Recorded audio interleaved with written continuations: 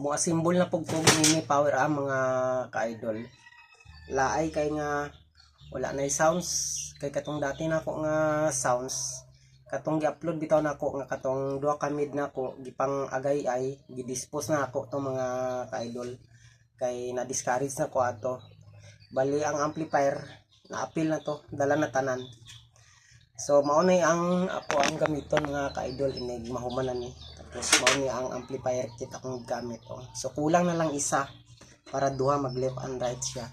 Tapos mo na yung mga transistor power mga ka-idol oh. Mini lang gud pang indoor.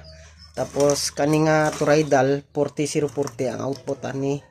So kani unta akong gamiton mga ka-idol kaning EI kani 40040 gihapon ang output ani 20 amperes. So namang ko'y nadunggan ng istorya nga mas nindot daw gamiton ang toroidal kaysa EI.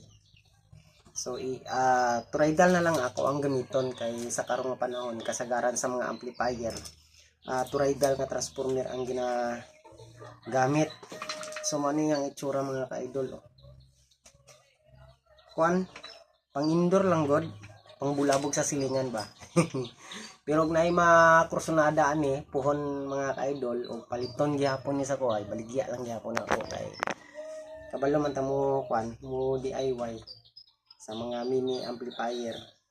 Og shoutout din sa tanan ako nga mga followers o viewers, shoutout sa inyong tanan.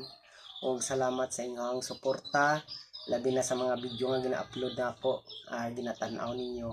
Tapos salamat sa inyong pag-like, share og follow sa ako ang mga video. So dire ang tama na ako ang video. Thank you for watching.